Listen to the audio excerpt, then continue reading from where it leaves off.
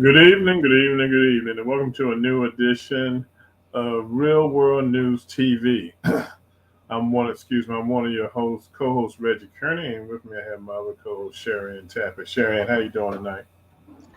I am fine, albeit frustrated and exhausted mentally from all of the nonsense that continues to go on. Oh yeah, there's a lot of crap going on in this country and this world, but something we got to get used to. Tonight, we want to spend the next hour just rehashing, discussing, reflecting on the uh, how would you put it? The mass shooting killing that took place over the weekend at the grocery store, Tops grocery store in Buffalo, New York. Excuse me. Um, Terrible, terrible, terrible thing that happened in our community.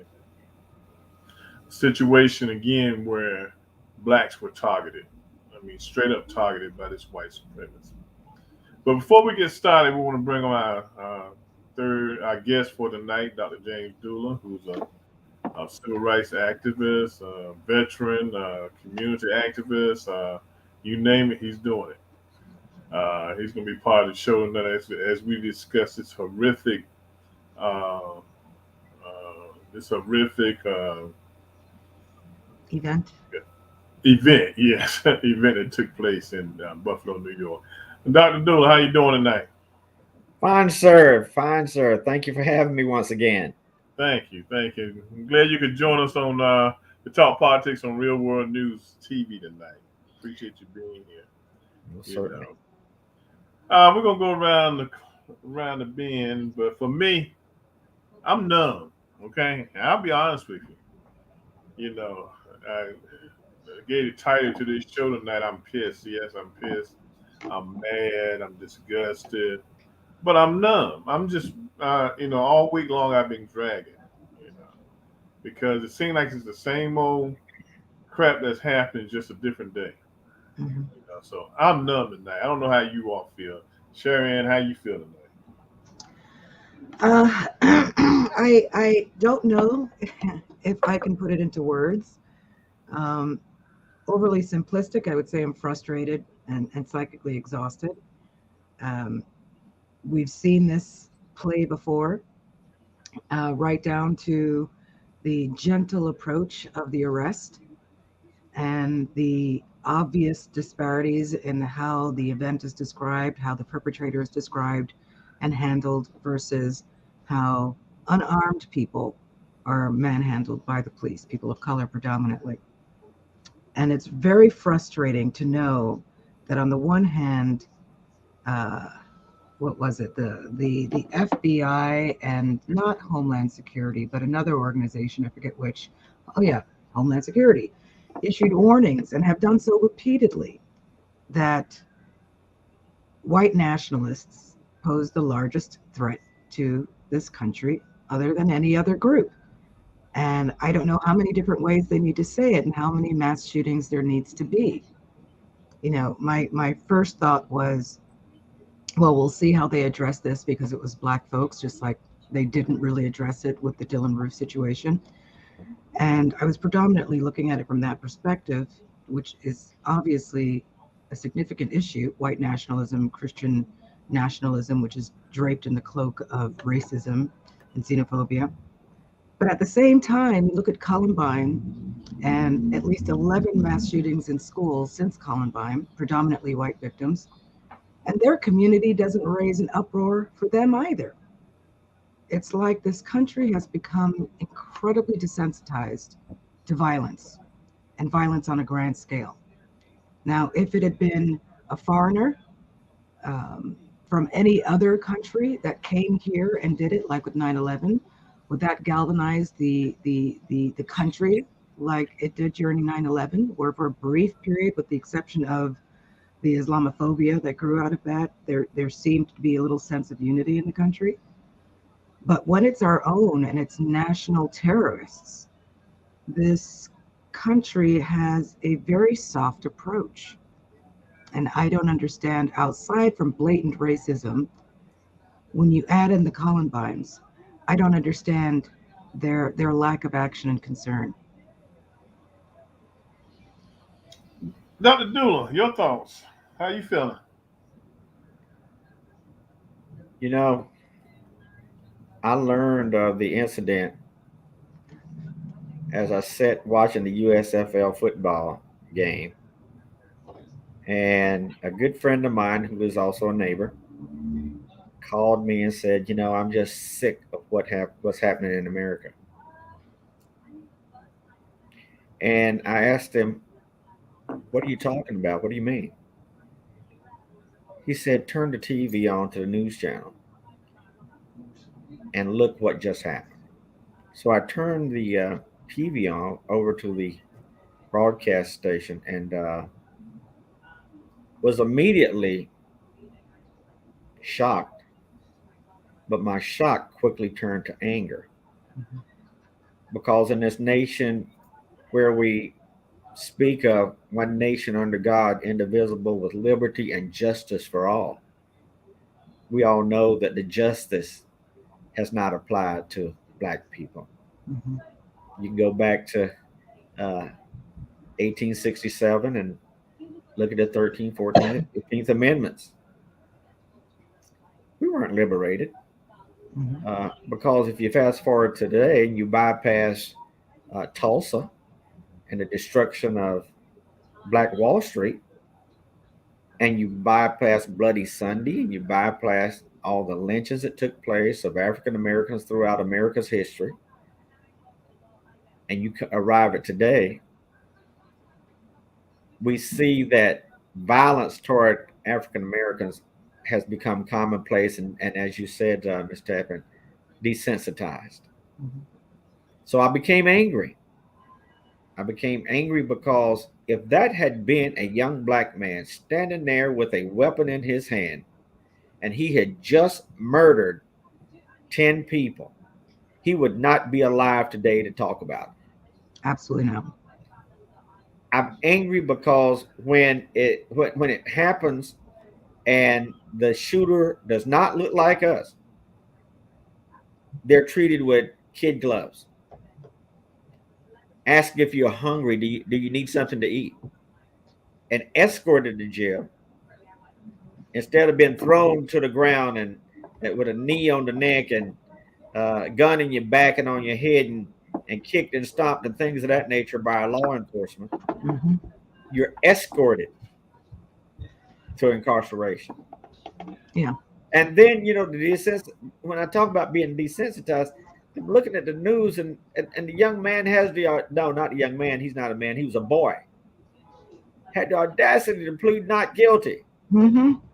So I have to ask myself, who are we as a society that a person who has just committed an act of terrorism, and let's call it for what it is. This is not just white retaliation because they think they're going to be replaced. This is terrorism. This is a terrorist attack against Black people who are Americans on American soil. 100%. And Mhm. so what was my feeling? Anger, because it seems as if this terrorist attack now of shooting Black people has replaced lynchings. So I see it as a modern day lynching Yeah.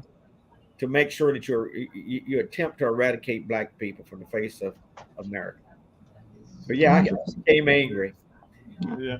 And going back to Sharon's top statement about Columbine, I think what happens in the white community, it doesn't galvanize them. Okay, it's just business as usual because they don't mourn and they don't suck up grief like or deal with grief like we do in the black community. I think where I'm at is the fact that this crap been happening since 1619. Okay, and like I agree with Dr. Dula, it's just they changing the way they do it. Oh, Okay, 100%. Just before the show, I looked it up. There have been 34 mass shootings in May alone. yeah, but In I'm May not even alone. talking about the mass shootings. Okay, I'm talking about how they go about assaulting blacks. Okay, Now, and I know somebody gonna say, well, you all got, it's a lot of killing of black on blacks. Okay, Like they now care. I this is a hate it when they separate, bring up that yeah, statistic because it's but this usually is a a racist talking point and they don't care. separate thing. Okay, when you look at crime in the inner city and what happened Saturday, it's two different things. Okay, Mhm. because you have a young man who pieced together a manifesto talking about his feelings and how he felt about blacks. Okay, that's just the bottom line of it. Okay, and you have these websites, Parlor,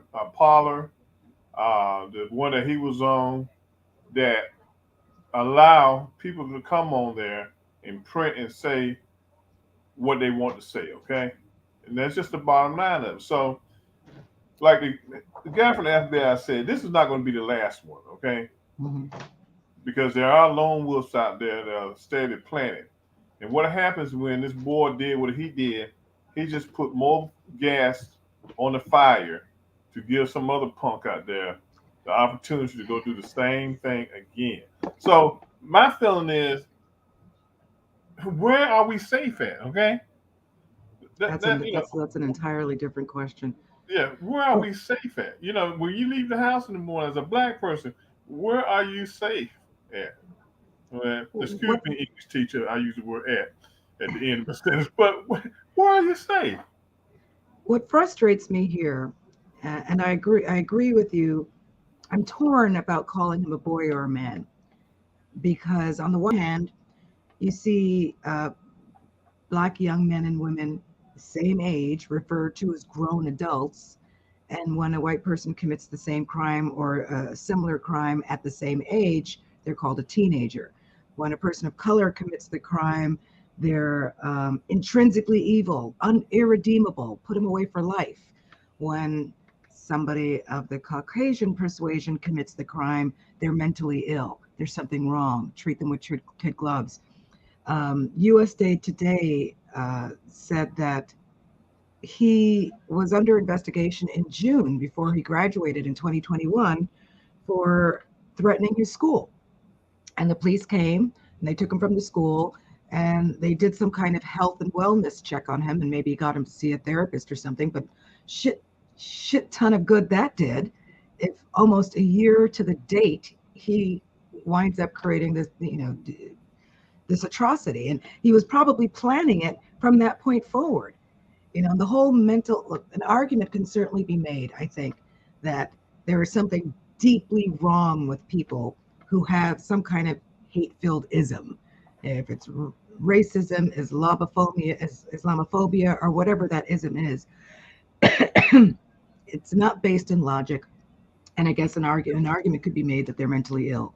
But when you have somebody who plans out every single minute, makes sure they have enough ammunition, checks and oils their guns, drives to the place, scopes the place out in advance, writes a 180-page manifesto. Clearly, they're mentis compos enough to stand trial. They're intelligent enough and present enough of mind to plan this out. They're not a savant. And so I don't agree with letting any of these folks off under the whole mentally ill category. Looking at some of these other mass shootings where they also uh, claimed not guilty and are still waiting for their hearings and still waiting for final judgment while they're getting 3 meals a day and all of that business. There's no sense of urgency. Like murdering somebody is one of the worst things you can do aside from molesting children, right? I mean, there are obviously a lot of things in between there, but those I think, are the extremes. And here you have somebody who goes out and deliberately murders multiple people, and they still refer to it as alleged.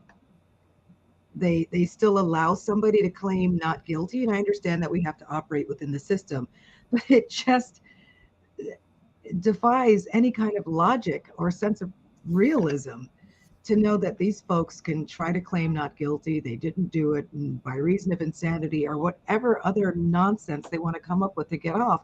Well, we have bloody video and self incriminating evidence that there's no question that they did it. Governor Hochul from New York said that they're investigating this as a hate crime and some other categories. And again, that's fine, but investigation's done. There's the manifesto. There's the video. He's arrested. Like, what more do you need to know to find this man guilty? It was Dr. Du Bois, W.B. Du Bois, who said that the Negro has to learn how to live in two worlds: Mhm. the black world, white world, in our society. And I think it has been the Negro's place, and I'll use that because I started out that way, to always try to cope, always try to fit in, to always follow the rules, to always do as society would like to see you do. But on the other side of the coin, while we're being compassionate and understanding and trying to fit in, no one else is trying to fit into our lives. Because I like that word you used earlier, because things have been so desensitized when it comes to us. It's almost commonplace to say it's okay to kill a black person, because the news will come out and they'll put the microphone under somebody's face and say, "What do you think?" And they'll mutter through what they have to say, and then it's over. Yeah. And so it's come to the point to where we have got to start looking at where we fit in society, where we want to fit in, and how do we change the dynamics? How do we change everything to get to where we want to be? And that is something we've been struggling with, like you said, for over 200 years, to try to figure out where we fit in. Now, I'll tell you, here's the way I feel about it. Looking at America, and I defended it for 30 years as a military officer. But on the other side of the coin, I knew that it wasn't a perfect system. But I knew that I needed to find out where I fit in. And growing up during the 60s and the civil rights movement, I began to see where I fit in. But all that over the last 4 years have seemed to fall apart, Mm-hmm. because I'm back to square one to saying, where do I fit in? And let's face it, all this came about because of the last president, who felt comfortable in attacking minorities and attacking immigrants and attacking our society when it came to people of color, being involved with anything from employment to immigration. So we have gone back to the starting blocks. And I think that it's time for us to evaluate who we are and where do we think we should be in this society. I don't know the answer to that question. They've been trying to answer it now for 400 years. But I know from my perspective, I think it's time that we set back, take another look at who we are and how we move forward, and also find that place where we are comfortable to talk about how we can bring about change, how we can work as a society to make sure that that our children see a different America than we're seeing. Yeah. What's very frustrating to me, and when you mentioned him as a boy, and I don't even want to say his name. Yeah, I didn't. For all intents and purposes, that's what he is, right? This fella has not lived enough life to have enough experience for the opinions that he has to be based on his personal life experience. So you've got these predators out there offering their teats up to anybody willing to suckle on the teats of hate and racism and all of this other nonsense. It almost seems as though these organizations are deliberately looking for the Dylan Roofs, are looking for the gentleman like this fella to, what's the word I'm looking for when a terrorist group tries to turn somebody into Indoctrinate. And thank you. To indoctrinate them. To me, there's almost little difference to their grooming of this fella and people of similar age groups to go places and shoot, whether it's Black people, immigrants, women, compared to the extremists in the jihad who attach bombs to children and set them off. That's basically what they're doing, because these kids don't have enough life experience or education to even understand the shit they're espousing. Mhm. And they are so hollow and lifeless inside that they suck that up like a dry sponge and think that they're morally justified, think that they have the moral high ground, and they've still got nothing. Mhm. And now Mhm. this fella has ruined his life. Kyle Rittenhouse, one could say, has ruined his life because he is now pigeonholed. He's pigeonholed into sucking on that teat for the rest of his life, like Zimmerman. He will fade out into oblivion at some point if he doesn't get his shit together, but I kind of feel like it's too late for him. And we can sit back and talk about where we fit in all we want. But if we can't figure out, or if society, because it's not necessarily our responsibility, can't get their shit together enough to turn off those spigots and make a distinction between freedom of speech and hate speech and fear mongering, which is clearly this is a direct result of that. And no one can convince me otherwise that Carlson Tucker and the other assholes reporting news, and it's really just supremacist talking points, don't have a part to play in indoctrinating, and there's another word that I'm looking for, but turning these young men into extremists. Mhm. And so if we can't stop that gap, no matter how much we can figure out tomorrow where we belong, there's not going to be a whole lot we can do about it if there's an entire new generation of these schmucks. Yeah. I often look at it as being brainwashed, because the being radical. What is yeah now? Radicalized. That's the word I was looking for. Yeah, that's the word you're looking for. Now I get tongue tied saying it, but but that's what's happening. I mean, you get people, they get caught in a one directional way of living. If it's not the internet, then it's Fox News, and that's all I see. That's all I hear. Yeah. And I began to get brainwashed because I listened to it all day, and I might be listening to it in my family too. And before you know it, my whole life, my whole way of thinking is captured in that way of thinking, and that way, and it leads to that terrorist act because it has consumed you. And in America, that mentality has consumed, uh, let's just say, haters for too long. There's a book called The Rising Tide of Color that talked about uh, blacks replacing whites because they were rising up the totem pole and they're getting educated, and they were beginning to take jobs that were previously held by whites. Well, that's not new. It, We are only 13% of the in this population. country, every time blacks began to ascend the totem pole, socially and economically, the backlash occurs. Mm-hmm. And that's why I mentioned Tulsa a little bit earlier. But Yeah. there's been other places that Tulsa has happened. Yeah. It may not have gained the same notoriety, but every time we began to ascend, the backlash happens. And I'll tell you another thing: it's not just Fox News.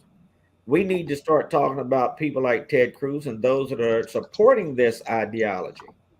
When we have political figures sitting in Congress refusing to call such things as this as a hate crime or white terrorism, and refuse to see America for the hate for the hate that takes place in this country, when they Mm-hmm. refuse to say things and to accept it as reality, that means they're condoning it. Absolutely. And that's where it begins. And that's where we need to begin to attack a society that condones racism of its own, and terrorist acts against its own people. I've often said in the college classes I taught that when you divide a country by race, you use words like African American, Asian American, Latino American, uh, and you put them into those categories. So other people see it and say, okay, they're over here, but we're the ones with the golden slipper, but they're over here, and now they're going to take our place. No, we're all Americans. So we need to get rid of those tags and stop labeling everybody according to their religion or their color or the ethnic group, whatever. Yeah, Because that it's those Gene tags, Roddenberry-esque future. Yeah. yeah, it's those tags that really, really define us as Americans. And I've traveled all over the world in my military travels. The only place I have not felt comfortable is walking down Main Street in white America. Mm-hmm. Honest truth. So we need to stop categorizing ourselves as a nation divided by race and try to start seeing ourselves as a nation that's together as because we are all Americans. Now I know that as a minority, it's easy to say that because that's our dream, that's our reality, that's what we want to see. That's why we follow the North Star. We want to get to freedom. But for white people who have lived that this is our country and it belongs to us, Well, I think that, to digest that. as you say, and as you suggested, language is important. Choice of words is important. And so I don't refer to myself as a minority any longer. I refer to myself as part of the global majority, because at the end of the day, there's more of us than not. Yes. And yes. it amazes me that so many countries of color are led by the few who aren't. And, we've been kept down for so long globally. It's no wonder we don't have the tools we need to combat it. But Reggie, what are your thoughts? You're deep in thought over there. Well, I'll give him a lead in. It's time for a new paradigm. Mm-hmm. We need a new paradigm. We need a new way of looking at this because you know what? I tell people all the time, I'm in my 70s. I've lived my life. Now I'm worried about the life of my grandchildren. So what type of country are they going to inherit? I thought all this was behind us. But over the last 4 years, when we have people that come to the highest offices in the land and they're able to infiltrate an entire political party and bully them and make them believe that if they don't support this ideology, then their career is over. Mm-hmm. So I have to ask myself, of these politicians that refuse to stand up for an equal America, why are they in office? And what are we going to be able to do to get them out of there? Because if it comes from the top offices in the land, people take it as fact. And that's what bothers me. We can't always judge our country and who we are based on who's sitting in a political seat. Reggie, we have your to start thoughts? taking a look at home. Now I'm gonna hush. Reggie, go ahead. Well, the politicians are going to use this to their advantage to win offices. Republicans are hell bent on being the leaders of this country, and so whatever they got to do to become the party of the United States, that's what they're going to do. So yes, the Ted Cruzes and all them knuckleheads, they're going to accept what happened and turn their head away from it. They're not going to pay any attention to them because they don't care. They want to be in power. It's all about power. Mm-hmm. They've stacked the Supreme Court. They can do what they want to do as far as running this country. Okay. Yes, we do need a paradigm shift. We need to start looking at a different way to do things, to go to business every day. But the thing about it, who leads this shift? If you look at all the civil rights leaders, Sharpton and all those guys, their days have come and gone. Then you look at the split in the black community. The young people want to do their things the right way. The elders want to do things their way. And so you got that split on trying to figure out what's the solution to move black people along. Okay. So we're I mean, we're in a box right now, and we got to figure out how to get out that box and start getting things moving. And the thing about it, going back to what Cheryl said a while back, you have 60-year-old white men, white racists, white supremacists sitting at home, on these sites talking the stuff they want to talk, and it's indoctrinating them. They know good and daggone well they don't have the guts or the nerves to go out and do what this guy did the other day. Mhm. But their desire is to create enough of these little minions to go out and do it for them. Hmm. Okay, by radicalizing them, indoctrinating them with a word that will resound to them.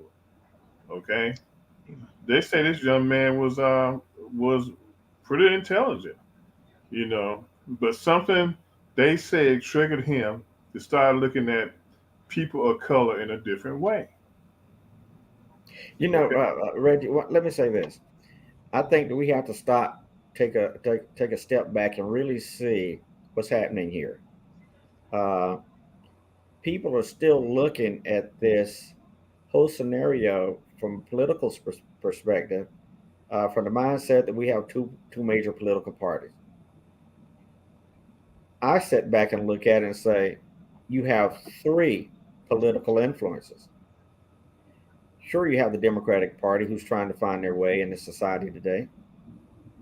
You still have that old school Republicans who want to do the right thing, and I think probably 51% of the Republicans are old school who are trying to do the right thing.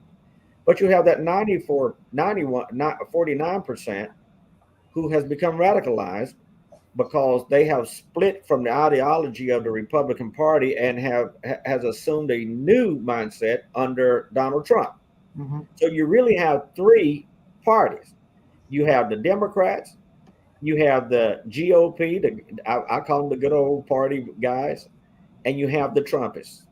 And it's the Trumpists that's really, really standing tall, right or wrong, to make sure that they repeat their statements over and over and over until people begin to believe what they're saying. Where else can you tell a lie?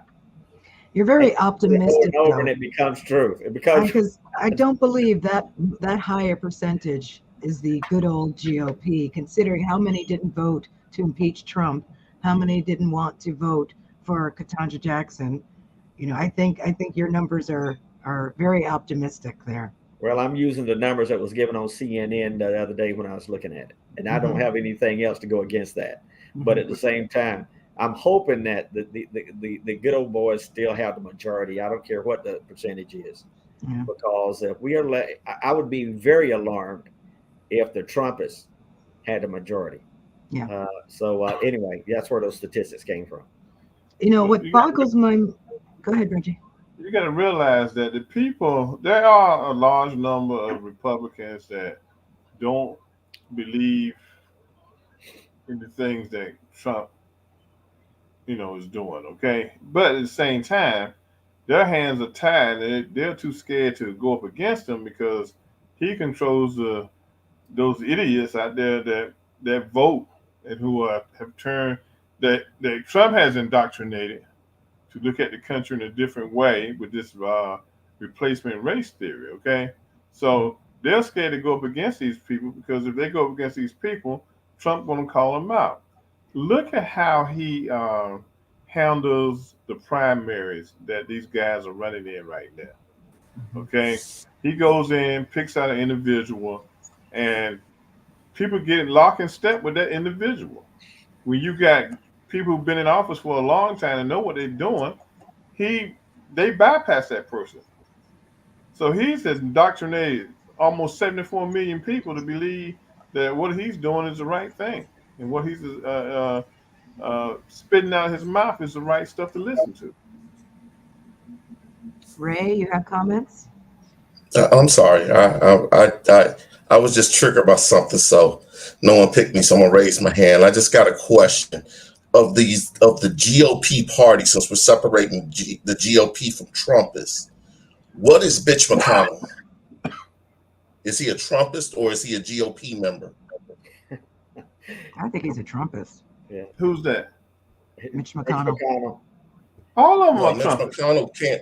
Mitch McConnell can't stand Trump, but he's always been just craving for power. Mitt Romney isn't a Trumpist, but he'll kiss his behind. There's tons of GOP people that hated you before Trump. Trump just made it cool to bring it all the way out in the open, but Mitch McConnell never put in anything that would benefit us. He stood in the way of everything. Mm-hmm. So, you know, what was the North Carolina senator who retired, Jesse Helms? What was he? Because there was no Trump when he was in power. He was a regular GOP, and he meant you no good. He was a racist. He was a straight up racist. Yeah. But he was a straight up Republican, big tenor, and there was no Trump. Trump had no power then. Republicans have always been your enemy. Not that Democrats are that much better, but Republicans have always been open and naked aggressive towards Black people. The Southern strategy was invented by Republicans. Reagan gave his first speech in Philadelphia, Mississippi. Philadelphia, Mississippi is only famous for one thing, and it ain't cream cheese. So Republicans have never, ever given a damn about us, but Democrats need us, so they placate us, and they're not that much better. But Republicans have always been your naked and open enemy. Now, there's been a few outliers, like oh God, wow, his name just fell out of Jack Kemp. Jack Kemp was a reasonable person, but he still was a Republican. Yeah, I met Jack Kemp. Yeah, there was a time when compromising was a key ingredient to politics. Mm-hmm. And yes, compromise was never for us. Yeah. Whether He never you were compromised for us. Well, you know, I'm looking at Johnson and the compromising that took place in the '60s. That was in our favor, but it's far and few in between.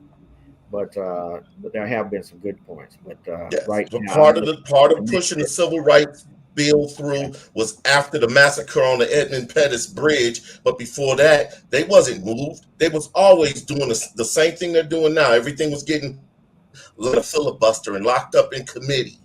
It took a horrific act when America was young and television was young and people could be shot.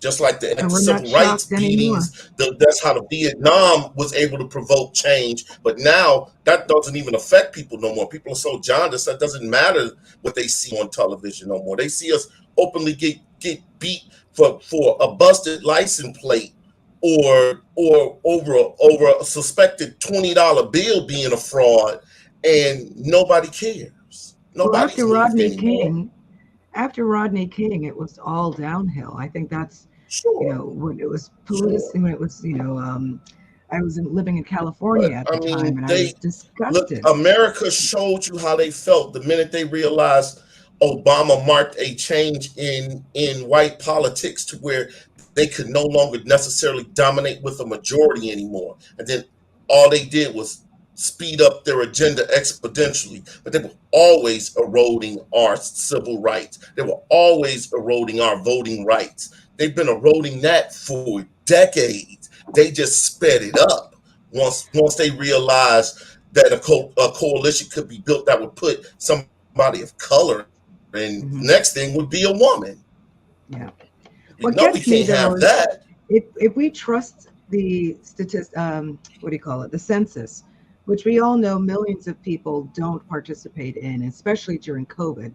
Nobody was paying attention to that. But if we go off of the statistic that has been publicized for a long time that suggests that we're only 13% of the population, the whole replacement theory goes out the window. They are still the majority. Maybe not for long. They control the numbers. They know better, though. We've always been supposedly 30 to 40 million. Even Malcolm X used to give that speech that we were supposedly 30 to 40 million strong. And then you telling me in all that time our numbers never moved as much as they swear we make babies? Nah. Yeah. But they know to keep you jaundiced against your government, to keep you jaundiced against the process, and keep you ignorant of how civil things work in this country. That's why they took civics out of school, so you don't understand how government works and you don't know how the census benefits you. But the Latinos did. That's why Trump went ahead and tried to put that what is it, are you an illegal alien or whatever? He tried to put that category in there that he knew they would fight long enough that it would be too late to really get the ballots out. And he threw a monkey wrench in that plan on purpose. I'm glad you mentioned civics, though, because it takes me back to something that we had been talking about before, and how a lot of these young fellas and young women are shallow vessels, empty vessels that can be filled with the rhetoric that they're hearing from Tucker Carlson and these other websites and Proud Boys and all this other nonsense. But as long as they don't have a comprehensive education to balance the bullshit they're being fed, it seems like they have no choice but to believe this as fact, to believe this as truth, because the history is whitewashed. There are no civics. You're not being taught about civil rights or suffrage or when citizens stood up against their government. You know, they're even whitewashing, you know, early American history and saying Moses was his founding father. I mean, another generation from now, and people aren't going to know American history at all. Foreigners will know our history better than we do, if they don't already. Well, because we don't understand how our system of government works. Nobody took the time out to realize that the Supreme Court is the only true monarchy in America. They don't go away. All other administrations come and go. They have to die to leave. And then you put in extremists, and again, Republicans would pick them, and they're picking them very young to ensure that they don't die no time soon, so that they can be the vanguard against any type of progressive pushback, that you can do whatever you want. Eventually it's going to get to the Supreme Court and they're going to shoot it down. But if we understood that, we might have would have fought harder for Obama's pick. But then again, Obama should have fought harder for his pick. Yeah, I agree with that. I'm sorry, I didn't mean to hijack y'all. So that was it. I'm sorry. Y'all carry on. No, nothing to apologize for. Well, the Democrats, you know, the black community is in between a rock and a hard place. The Democratic Party isn't doing what they need to do for us, and the Republican Party definitely is not going to do it. You know, the Democratic Party throws out enough bones in the street for us that keeps us happy, okay? Keeps us complacent. And until we break that complacency and start standing up and fussing and fighting, you know, then we're not going to move anywhere. You know, I looked at this week how the anti-abortion people and the people for abortion, how they are raising their voices and protesting. What if we raised our voices and protested like that for our voting rights? What a difference we could make in this country. But we don't do that. Yeah. We don't do that. You know, I heard. Well, I mean, our life circumstances are created in such a way that a lot of communities would have to sacrifice something significant in order to participate. Well, we have to sacrifice. If we don't sacrifice, we're just going backwards. Oh, I'm not saying don't sacrifice, but you know, if you lose your job and can't pay your rent, we're gonna be back in the cotton field picking cotton. They're gonna get rid of the machines and put us back out there. We've got to start. We got to wake up and start raising hell. Okay. I'm not disagreeing with you, Reggie. I'm not saying there's anything wrong with it, but I'm saying that the system is set up in such a way that makes it more challenging, especially for those who are below medium income, below middle income families. To participate in a march means they have to not go to work that day, run the risk of losing their job and their benefits. They might be a single parent or a single income household. And the support that our community gives itself versus the support our community gave itself in the 50s and 60s is very different. You know, you had a community in the 50s and 60s. Now it's every man out for themselves. There is no sense of community in our community. And we talked about that on other shows. Not having that sense of community is going to be our downfall. It's already been our downfall. Because we're easily falling down. Okay? You know, and we've got to figure out a way to pick ourselves up and run and get the job done. You know, we sit at home.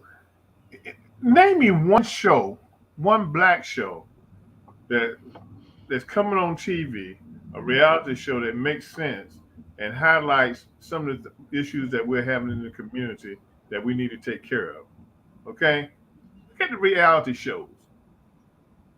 Okay, I mean, Step and Fetch reality shows. Okay, Amos and Andy reality shows. That's our world. Mhm. Nothing on there about needing to go out. Now we don't have a reality show about raising hell about voting. We don't have a reality show about making your own business. Okay. Well, we got these reality shows with a husband and wife and they're fighting with each other, showing the dysfunctional uh, Real part Housewives black of hip family. hop and all of that nonsense. Yeah. Yeah, that's our world. Okay. Then the white folks they listen to Tucker Carlson. Okay, figure it out. Okay. Just They to and just to mention a couple of statistics that we didn't discuss during the early show. As I said, there have been 34 mass shootings in this month, and this month isn't over yet. If anybody needs a reminder, in 2021 there were 693 mass shootings, and this is per the Gun Violence Archives. This year, the year before saw 611, and in 2019 417, and we're already heading in the direction of exceeding last year's numbers. Between 1982 and 2022, there have been 127 mass shootings. Out of 127, 68 were white men, 21 were black women, 10 were Latino, and the rest were other. So I find it, and of course, 99% of them were men and 2% were women. But I find it very interesting that one of the talking points on the right is how violent we are. And as you mentioned earlier in the show, Dr. Dula, the black on black crime argument, which really annoys the crap out of me, because saying that suggests there's no such thing as white on white crime, when technically speaking, there's more white on white crime than there is black on black crime in every statistic. But that's not a thing. And they speak about it and they raise the subject as if from a place of deep concern, when we know they don't give two shits about us. It's just a form of gaslighting to put us in a position of having to excuse that, rather than them in a position of having to answer to the violence of their own community, which we feel, such as these gun shootings. And that elected officials are still refusing to do anything about AR-57s, semi-automatics, and things of that nature, which have absolutely nothing to do with hunting. And I'm sorry, but what is it the Second Amendment says about a well-trained militia? A gaggle of men living in the backwoods owning guns is not a militia. It's just a gaggle of men with a gun fetish who fetishize the notion of a race war. That's all that is. So maybe a step that we can take is to formalize the militias in the various states. Let's start with that. Well, I'm sitting here and I'm just listening, and I think we're all seeing the same thing in different ways, and but we see the commonality of our way of thinking. But the question is,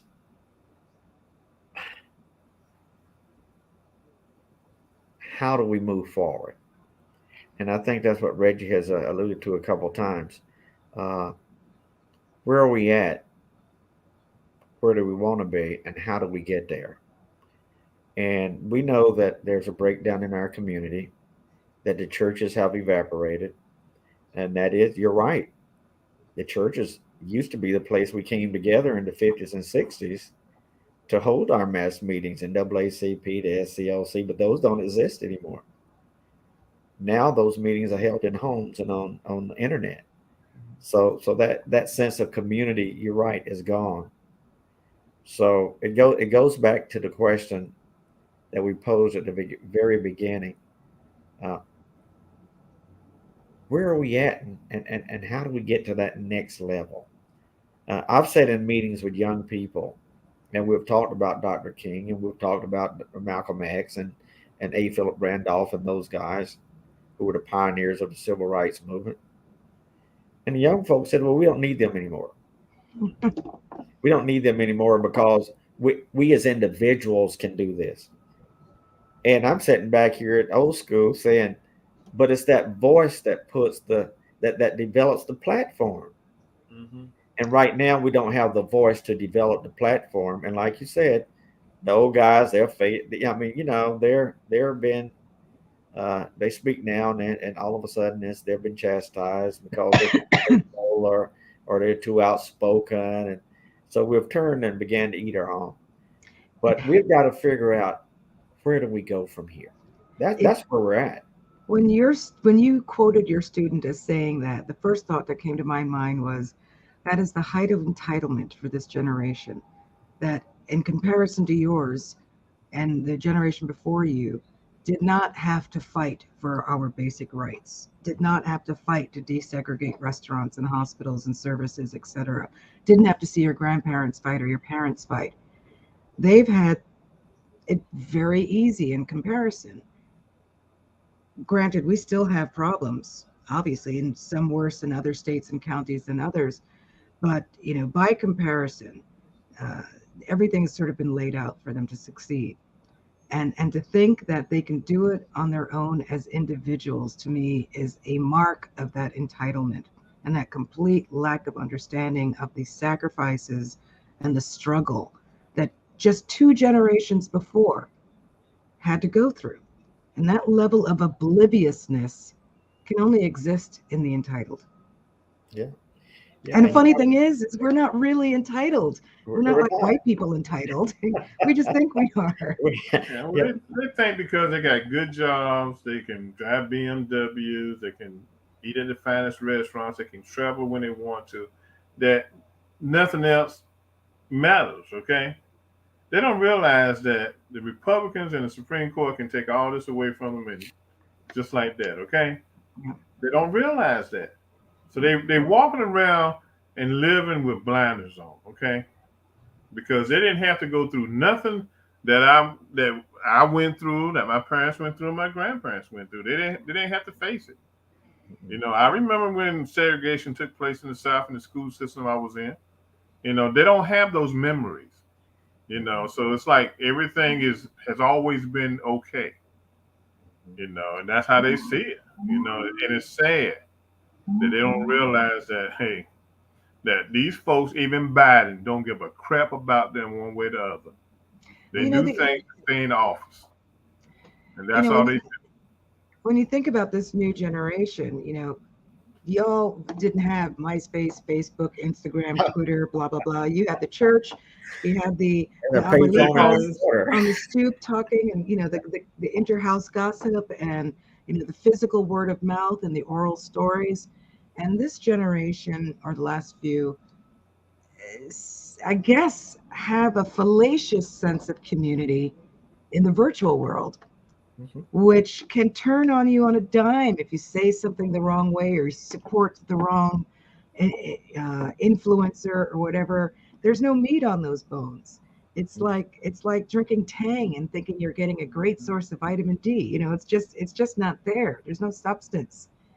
And once again, we are distracted by the entitlement of technology. We're distracted by the new bell and whistle. We're distracted by the thing that gives us that temporary endorphin high now when we're clicking on our phones or whatever, rather than engaging and building those community level, grass level relationships that are what got us where we needed to go in the 60s and 70s. And then people were just like, okay, we made it. We're here. We have African American studies in college. Places are desegregated. We're good. Peace. I'm taking a time out. Nobody went back to the helm just to make sure that everything was copacetic. Nobody went back to lift the lid on the pot to make sure that things were still brewing in the way they're supposed to. And we have lost control over that momentum that we had then. Yeah, I think we got comfortable. And getting comfortable, we let our guards down. We became so conscious of what it takes to be successful in this country. We raised our children by giving them a lot of things we never had. That's one side of the coin.